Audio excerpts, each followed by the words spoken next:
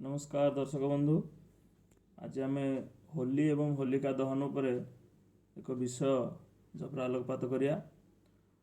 आमर पूर्व भारत में होली पालन हुए किंतु होलिका दहन पालन हुए नहीं। किंतु आम जो उत्तर भारत कथा देखा सेठी होलिका दहन बहुत आडंबर सहित पालन करा जाए। तो होलिका दहनर समय भी अच्छी उत्तर भारतीय पांजी रे होलिका दहनर समय भी आपन को मिल पार। तो होलिका दहन कौन पे करा जाए, होलिका विषय आम एक गल्प अच्छी कि भक्त प्रहलाद जिते बापा हिरण्यकश्यपु अनेक जातना देला किंतु भक्त प्रहलादर किसी भी अहित कर पारानी। से समय होलिका हिरण्यकश्यपु को कहला कि तुम एक अग्नि शଯ୍ୟାର निर्माण कर, मु ब्रह्मांकटू वर पाई कि मोर अग्नि कुछ भी करिपारिबो नाही एवं मु प्रहलाद को नहीं से यज्ञ से अग्निकुंड भितर पशिबी एवं प्रहलाद मला पर्यंत तार मृत्यु है पर्यंत मुझे अग्नि रे विभिन्न प्रकार जातना सब देवी। निश्चित रूपे तार प्राणर शेष हम। यही प्रकार प्रतिश्रुति से हिरण्यकश्यपु को देला एवं हिरण्यकश्यपु से दिन रात्रि रे एक अग्नि शଯ୍ୟାର व्यवस्था कराइला, जो अग्नि शଯ୍ୟାରେ कि होलिका प्रहलाद को नहीं गला। एवं जो अग्नि जारण है बा अग्नि उत्पन्न है प्रथमे किसी समय होलिका पर अग्निर किसी प्रभाव रहिला नहीं, कारण जेहेतु ब्रह्मा को वरदान थिला। किंतु परवर्ती मुहूर्त रे होलिका अनुभव कला कि निजे वर्तमान से जलिबारे लगुच। तो से ब्रह्मदेव को डाकिला, ब्रह्मदेव आपणकर आशीर्वाद मिथ्या हो गला, आपण आशीर्वाद किसी मूल्य रहिलानी, आपण मो तपस्यार किसी मूल्य रहिलानी, मुझे तपस्या कली मोर कौन मूल्य है। तो ब्रह्मदेव कहले आशीर्वाद सदाबले जन कल्याण कार्य लगे एवं जेहेतु तू क्षति लगेलु से लगे आशीर्वाद कौन मूल्य रहिबो नाही। तो होलिका निजर भूल को बुझी पारला एवं ब्रह्मदेव क्षमा प्रार्थना कला। ब्रह्मदेव आशीर्वाद देले कहले वर्ष को थरे लोक मैंने तोते पूजा करी जलैबे एवं लोक मानकर दुख दुर्भाग्य दुर्दशा जहाँ भी तांकर मन में ग्लानि थिबो तो सहित तू से भस्म करदेबु।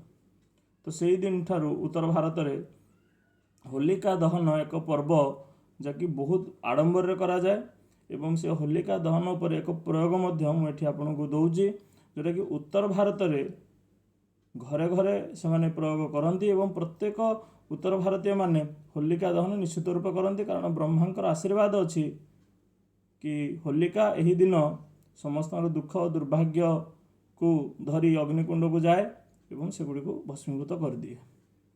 तो 10/3/2020 डेट रे आमर होली पड़ुची संध्या 6:40 रु 9:10 भितर होलिका दहन समय अच्छी।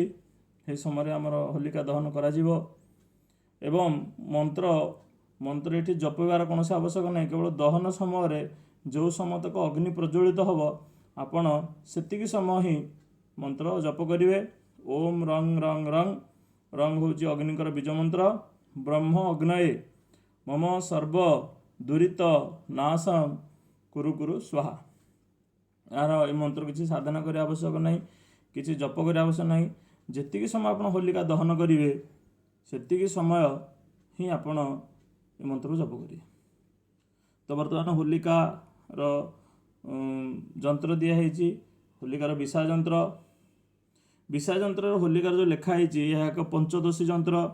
पंचदशी जंत्र को विलोम करना लिखाई। तो आपड़ जानी जदि पंचदशी जंत्र विषय तार विलोम क्रिया ये कराई।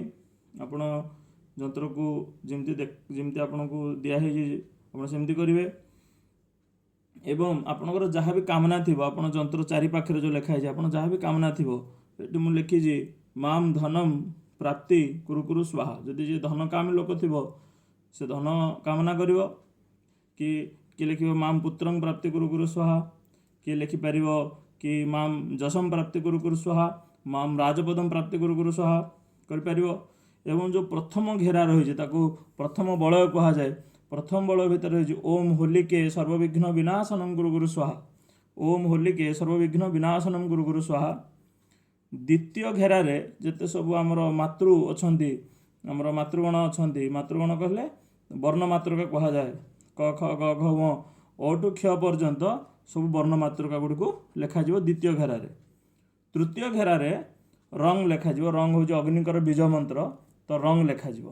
ଏବଂ এই ଯନ୍ତ୍ରକୁ ତିଆରି କରିବା ସମୟ ରହୁଛି ଆମର ସନ୍ଧ୍ୟା 6:40ରୁ 9ଟା ଭିତରେ ଆମ ଯନ୍ତ୍ରକୁ ତିଆରି କରାଯିବ। ତାପରେ ନୁହେଁ କିମ୍ବା ତା ପୂର୍ବରୁ ନୁହେଁ। ଯନ୍ତ୍ରକୁ ତିଆରି କରିସାରିଲା ପରେ ଆପଣ ଯଦି କୌଣସି ବ୍ୟକ୍ତି ପାଇଁ ଏହାକୁ ପ୍ରୟୋଗ କରିବାକୁ ଚାହାନ୍ତି ତାହେଲେ ବ୍ୟକ୍ତି ମୁଣ୍ଡଠୁ ଗୋଡ଼ ପର୍ଯ୍ୟନ୍ତ 5ରୁ 7 ଥର ତାକୁ ବୁଲେଇ ଆପଣ ଘର ବାହାରେ এই ଯନ୍ତ୍ରକୁ ଜାଳିବେ ବା ପ୍ରଜ୍ୱଳିତ କରିବେ। କାଠରେ ପ୍ରଜ୍ୱଳିତ କରିବେ, କୌଣସି ଅଳିଆ ଦ୍ରବ୍ୟରେ ପ୍ରଜ୍ୱଳିତ କରିବେ ନାହିଁ।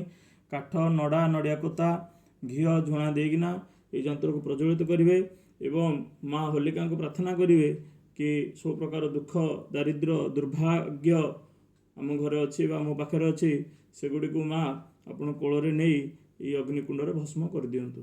କାରଣ ଏହା ବ୍ରହ୍ମାଙ୍କ ଆଶୀର୍ବାଦ। ନିଶ୍ଚିତ ରୂପରେ ହୋଲିକା ଦେବୀଙ୍କର ଆଶୀର୍ବାଦରୁ ଆପଣଙ୍କର ଜୀବନ ଐଶ୍ୱର୍ଯ୍ୟ, ସୁଖ, ଶାନ୍ତି, ସମୃଦ୍ଧିରେ ଭରିଯାଉ। ଏହି ଶୁଭକାମନା ସହିତ ଆପଣଙ୍କ ଠାରୁ ମୁଁ ବିଶ୍ରାମ ଚାହୁଁଛି। ନମସ୍କାର।